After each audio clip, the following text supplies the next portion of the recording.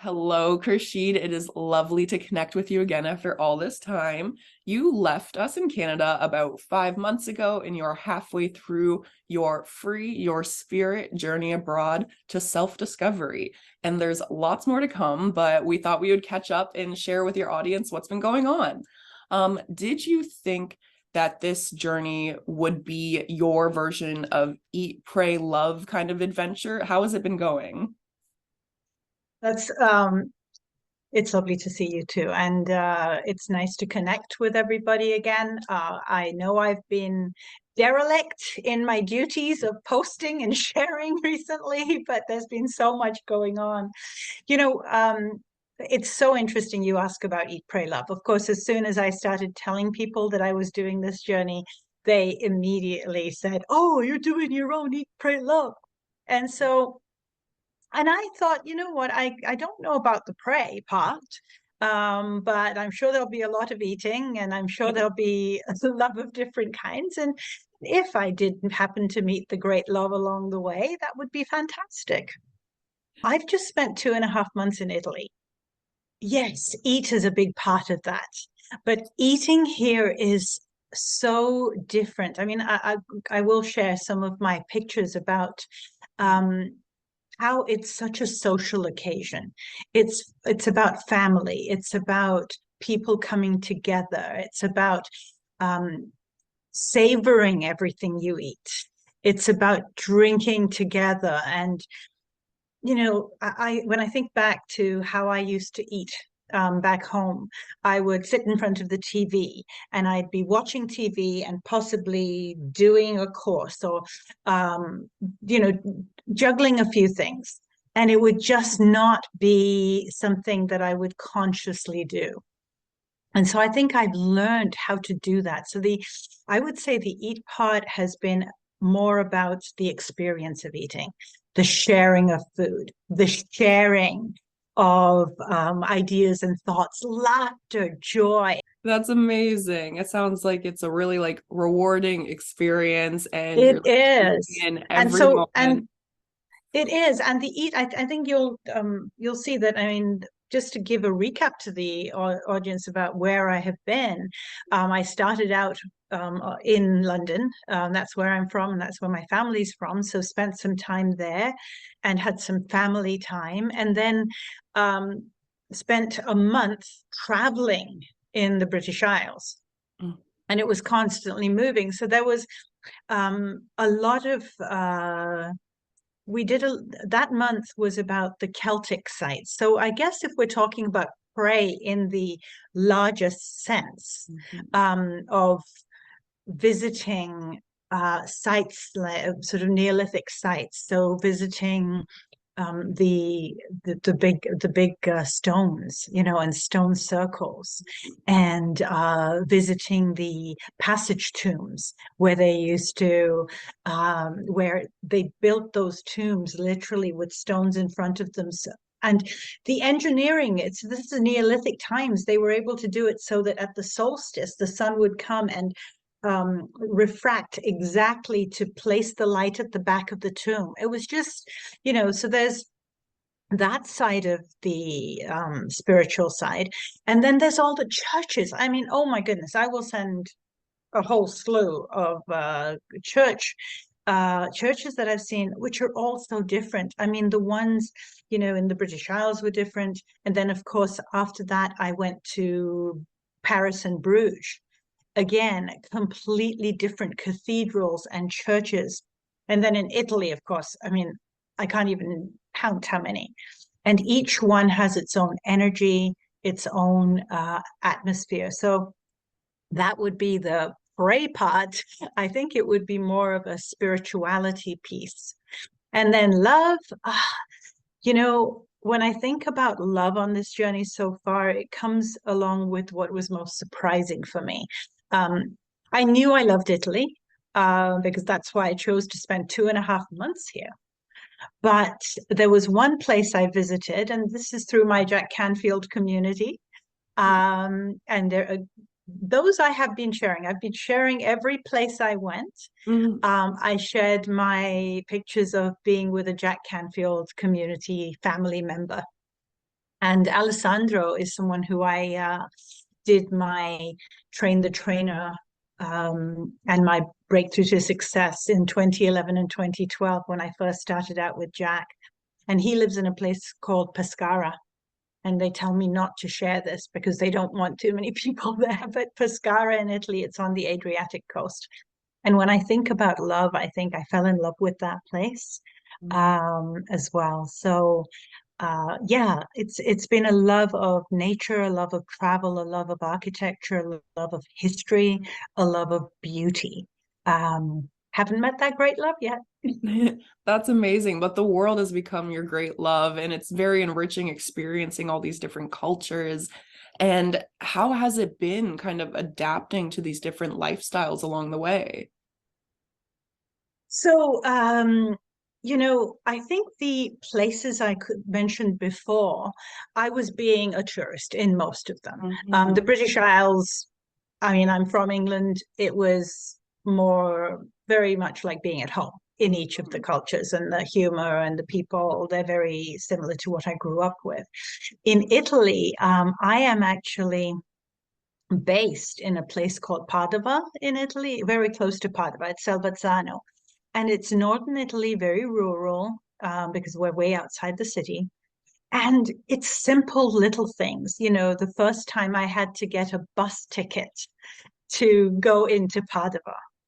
And Mhm. it's like, okay, first of all, I have to figure out how to say I need a bus ticket and where I need to go and find the place I had to go to get it.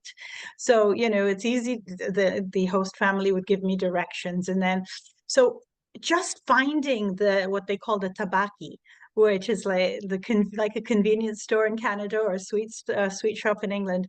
It was like, oh God, I found it, you know.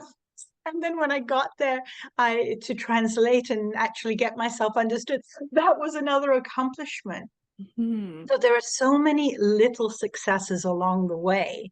But you do, I mean, I sort of go out the door, I walk to the tobacco, I know my bus stops, I know how to, I mean, I just went for a walk this morning actually, to one of the churches here. And then I went on a path and a man stopped and talked to me and I had a conversation in Italian, Ah, very broken Italian, but we both understood each other. right. So yeah, it feels really, really natural. I have to say that I've adapted um, very well to the Italian way. I could live here in a heartbeat. If I spoke the language, it would be easier. My Italian isn't as good as it could be after all this time.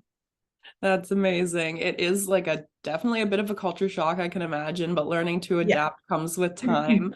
And you will learn that. And what kind of things have you been learning about the different cultures along the way in the different parts of the world that you've been in? So let's start with Italy because that's where I am right now and I've Mhm. spent the most time. And I think the to be able to answer that question authentically, I think you have to stay in a place for a couple of months before you can make that call. And Mhm. the thing I think comes to mind for Italy the most would be that people here don't live to work. Mhm. They work to live. They honestly, even the people who work the hardest seem to be able to have a more work-life balance. They make time to gather, they make time to eat together, they make time to stop off at a cafe. I mean, my very first experience, for example, when I went to have my hair done with my host, Ingrid, who's Mhm. also a Canfield member. I love it. Um, so I'm in a B&B in their house, and this is my little domain here in Italy. Um, we went to have a haircut, and usually in Canada or in England, we'd go to the hairdresser, have our hair done, come home, get on with the next bit of business. Well, no, we got out of the hairdressers, we went to the cafe bar. A bar here is very different. It's not what we consider a bar in Canada or in England. It's actually more of a cafe. They Okay. do serve liquor though. And then they've got patisseries and things. So we went straight after the hairdressers, sat down and made time to have a cafe and a brioche, like a croissant. And yeah, people make time to have those moments. That's incredible. It must be Yeah. like most inspiring learning about the different kind of cultures and how they live their lives. One of the things about the Italian culture as well is the North and South are very different. Mm, So, you know, I've been so lucky that while I've had this as my base, I have traveled north to Milan, and then Padova is more northern Italy. And then I was able to travel again to Florence and Amalfi and that area and Pescara. So uh, the people are different. So there isn't really just an Italian culture. There's actually Northern Italian culture, Southern Italian culture. People here are a little in the north are a little bit more reserved, okay.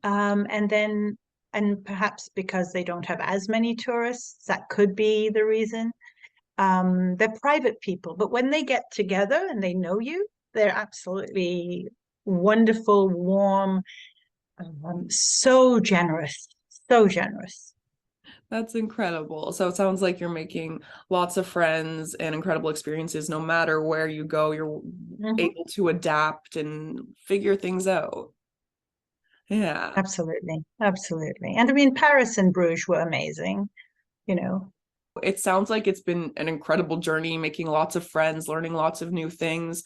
But has there been anything really challenging as a part of your journey abroad? There Mhm, have been a couple of things. mhm, There's two that come to mind. Um, I did a lot of my planning through a travel agent, and I'm really grateful that I did that. And I would suggest that to everybody as well, because um, having Linda, my travel agent in Canada, um, with me the whole way, I felt a lot safer because my train journeys had been planned and she could send me the train tickets if I needed them. My plane tickets had been planned. So she could send me all the stuff I needed and be there as backup. But that comes with its own challenges as well, because sometimes your travel agent hasn't been to some of the places. So the next stage of my journey after the British Isles was Paris, and then I was going from Paris to Bruges in Belgium. So I got on the train in Paris and I knew that I was going to go to Bordeaux and then to Bruges. And I had my tickets all laid out. These are the ones she had made for me. Of course, my geography isn't that great. So I end up in a Bruges after lots of hours of travel, and I come out at the station, and there's nothing there. There's no station house. I'm on a platform. It's very beautiful. The sun's shining, but there's no one around. And I'm thinking, okay, but Bruges in Belgium is supposed to be very. I know it's big. It's a happening place. So I got out and I've got all my luggage with me and I got on the street and there was luckily a couple and a child came by and I said, excuse me, can you tell me how to get to Bruges? I'm in Bruges. And right. he said, see, Bruges, yes, Bruges. And then he said, show me. And I showed him where my hotel was. And he said, this is Bruges in Belgium. I said, yes. He said, you're in Bruges in Bordeaux, France. Oh, goodness. And he said, you are 600 kilometers the other side of Oh, Paris to where you should be in Bruges, Belgium. oh, goodness. So definitely And geography is a challenge. oh my goodness. So I mean, obviously I'm panicking now. I mean, I'm on my own. I'm in a completely strange place. I have no idea of how I'm going to do this because this is all the tickets I've got. So they said, well, you've got to go to that platform and it'll take you back. Hmm. So I get on the platform and it's luckily a girl sitting on the platform there and she spoke a bit of English. And I explained to her what had happened and she could see I mean, I was panicking. I was scared. I was worried. I didn't know what to do. And she was so sweet. She's this young girl. Her name's Fatima. I mean, talk about, if we're talking about a spiritual journey, I mean, how lucky am I to have met someone with the name Fatima? It's like the Mary who's come to help me or something. It was so brilliant. And she actually got me my ticket. She did the machine and everything for me. And uh, got me on the tram to Bordeaux, back to Bordeaux, the main station.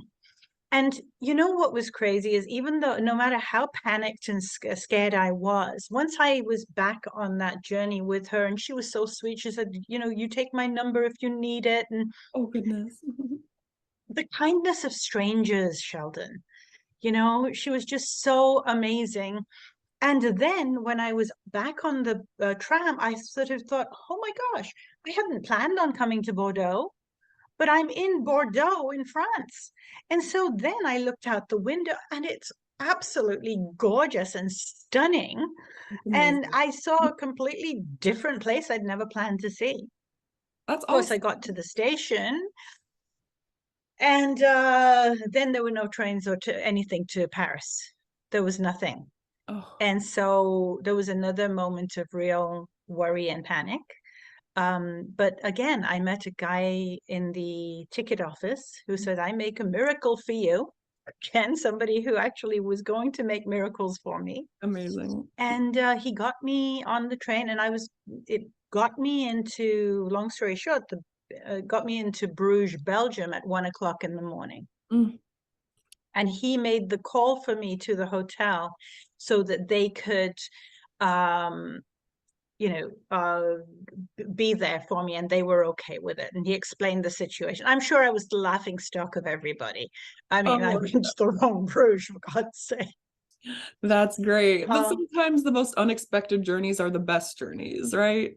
Absolutely. I mean, I got to have once my ticket was booked, I went and had a glass of Bordeaux wine in Bordeaux. I mean, how many people get to Oh, have the yes. Bordeaux red wine in Bordeaux, right?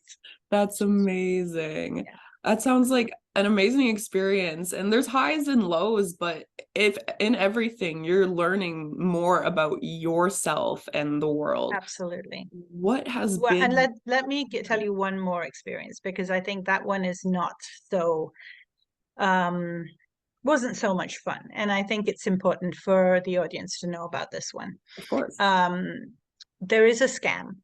There are Mm, lots of scams. You're told when you go to Europe, look after your purses, look after your handbags. So I knew about that. I kept made sure I kept everything very safe. mhm. It was on my last night in Milan. Milano is beautiful. I mean, it's a stunning city. Um, but I was at the station waiting for my train, just sitting in a restaurant, and I had my phones at that time. I had a Canadian phone and then the phone I was using to change my SIM cards in front of me, just on my table. Someone came in, and a big guy in a trench coat, and just asked for money. And he had my attention with my face, and he just kept begging for money. I said, sorry, I don't have any change. And then he brought a brochure in front of me and he placed it in front of me and said, do you speak English? Do you speak English? Do you read English?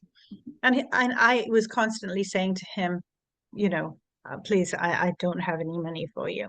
Right. Anyway, and after that, he started going away, and he started sort of not very kind, not very nice. He started saying things, but I was constantly looking at him as he went round the corner, and I Mm. hadn't actually looked down. When I looked down, I realized he'd taken my phone, my main Canadian phone, Oh my and gosh. it was completely, and all I had, So shame. luckily, I mean, luckily I had a small phone left. At least, but that's Yeah, one of the downsides of traveling alone, I can imagine, is yeah. learning the different tricks of the trade. So I bet you learned a lot about, yourself and the world in that moment. I Yeah. did. And I mean, the thing is, it's so crazy. I had just written an email to someone saying about the kindness of strangers. Right. And then this happens, and it's one of those things that, I mean, you feel, I felt sick to my stomach. I mean, obviously I went to the police and the security, and nobody can do anything. I mean, the police systems were down. They couldn't even take my information. Nobody cared.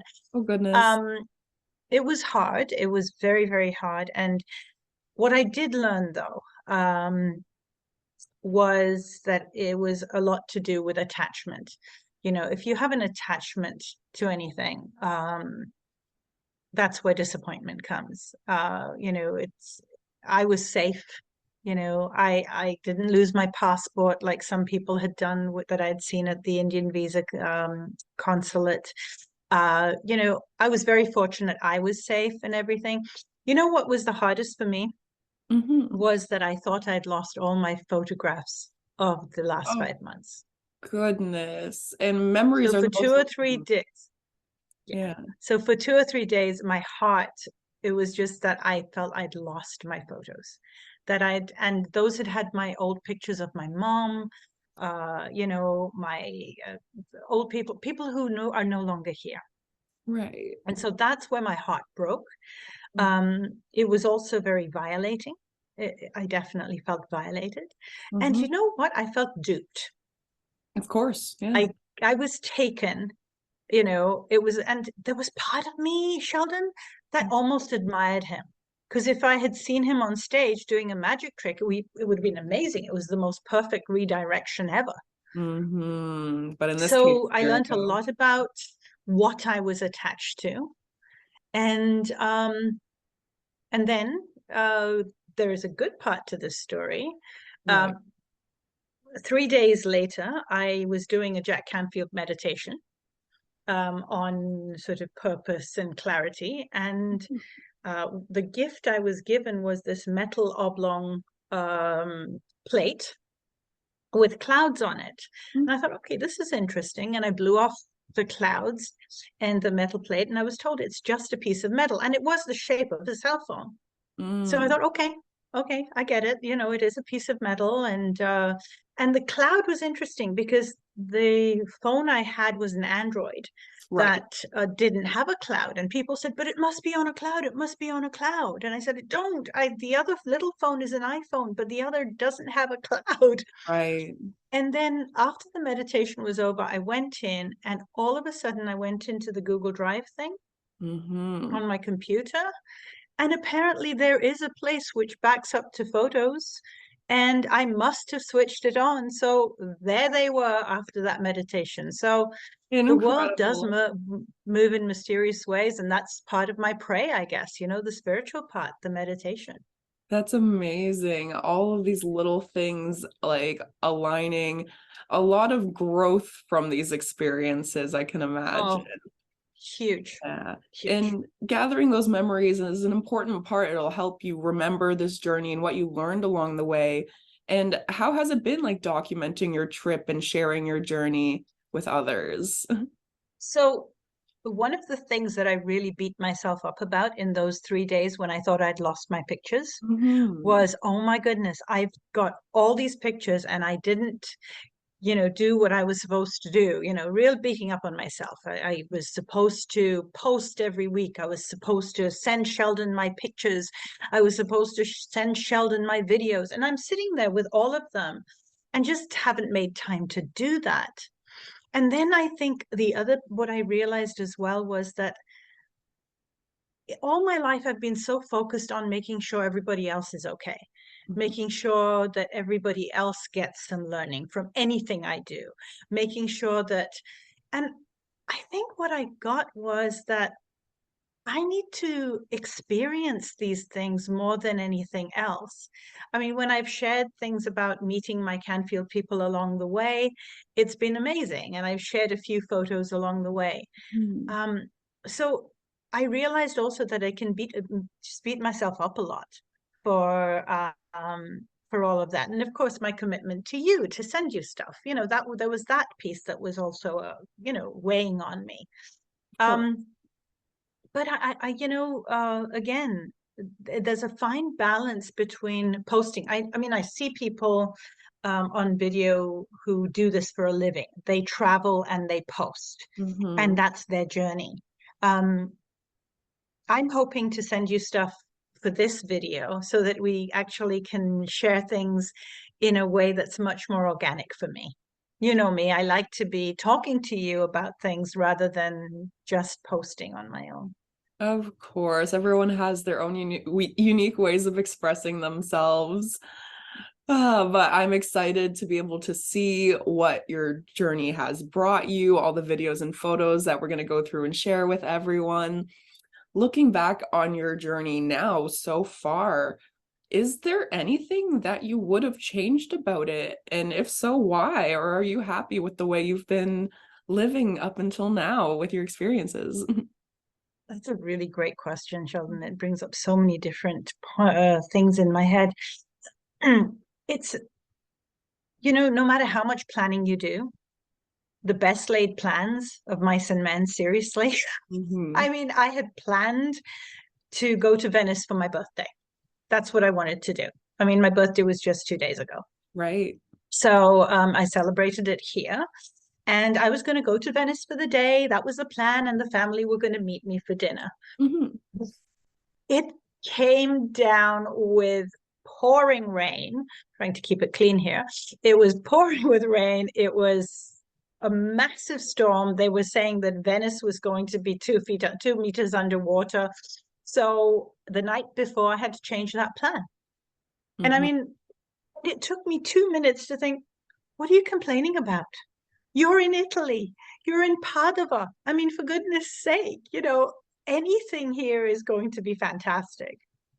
And then the host family gave me those flowers you see in the back in the morning and wished me. And I had a family day with the host family here. We had lunch together, and then Paolo and I went to Padova and we went to the Scriveni Church, and I'll send you some pictures of that. And then the Scriveni Museum. And Paolo is a historian, and he's just this amazing teacher. And so you'll see a few pictures of them with me. And we had a lovely sushi dinner in the evening. It turned out to be the most perfect birthday. That's incredible. So So even yeah, so I though, guess so yeah. would I change any planning? I feel that even if I had done anything differently, it certainly wouldn't have gone the way I thought it would go. Things have been things come up. And I think you asked what I'm learning about me. I'm learning to really roll with it and roll with the punches and roll with all of it because sometimes it turns out better than I thought. Exactly. Going with the flow, just having the unexpected journeys is the best way to live your life and experience things and learn and adapt. And Hmm. so, with all you've done so far, I guess what are the next steps for you? What's next in your journey abroad and finding yourself? Okay, well, thank you for asking. So I am here till the 30th of November in Italy, and then I finish my Italy 2.5 months. I am going to miss it. I have to say, I love this place so much. Then I go on to Vienna for a week, and that's been a dream of mine to do the Christmas markets in Vienna. So that's the next big thing, and I'm going to do a day in Salzburg and a day in Prague. So really looking forward to that. Incredible. And then comes a very different part of my journey. And um, some of the audience knows that my father was diagnosed with Parkinson's disease. He was actually supposed to join my brother and I in July. Mm, Uh, and the reason I'd gone in July was it was 3 years since my mom had passed away, mm, and 3 years since my dog Merlin had passed away. It's goodness. kind of one of my, it all happened in 1 month in July 2019. Right. And I was also diagnosed with disease in my breast and lymph nodes at that time. Goodness. And it all happened in 1 month in 2019. I, And so a lot had happened. So that's why in July, Dad was going to come and we were going to spread a little bit of Mom's ashes. oh, Um, so Dad couldn't make it. And so my brother and I are going to out to Pune in India to see him for his 85th birthday. Amazing. So yeah, and I had no plan to go to the East at all. So once that started going, and anyone who's planning this kind of trip, let it open up and unfold for you. All the planning in the world does sometimes waylays everything else. So Dad got this. We're going to India. So then I've had Cairo on my bucket list forever. Amazing. So I'm going to go to Egypt after India, and do 4 or 5 days over Christmas and New Year's in Egypt and do the pyramids and the Valley of the Kings and stuff. And then I'm going to Alexandria on New Year's Day. And from there, I go to friends in Dubai for a couple of weeks. And I'm very, very fortunate to have some friends, and I probably will meet another Canfield member there. Amazing. And then I go back to London on January the 16th. Back where we started. Yes, yes.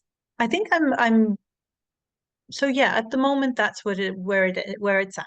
That's Yeah. incredible. It sounds like it's been an amazing journey so far, and you've achieved a lot and discovered a lot. And I hope you achieve a lot more going forward and have the most amazing rest of your journey abroad. Thank you, Sheldon. Thank you. It's truly, truly been an amazing gift. Yeah. Amazing. All the best. You know, I'm sure your community hopes to see the best from you as well. thank you. I just want to say though, one more thing. Is that okay? Um, a lot of people are sort of imagine that I'm doing this because I've got all my ducks in a row. And I Mhm. want to just make one thing clear, and especially for the people, there's one little phrase that I really detest, and I'm going to share it here right now. Of I course. hate it when people say, must be nice. Mm, That is one of the things I don't like because it comes with an almost energy of envy and an energy of, well, you can do it, but I can't. mm. I just want to share with you that if I had waited till I was financially able to do this, till I had the time, till everything was perfect and I could afford it, I would never have done it. So I rented my place out. I used my retirement money early, which I didn't have that much of. I chose to do this no matter what. I will go back and I'll have debt probably.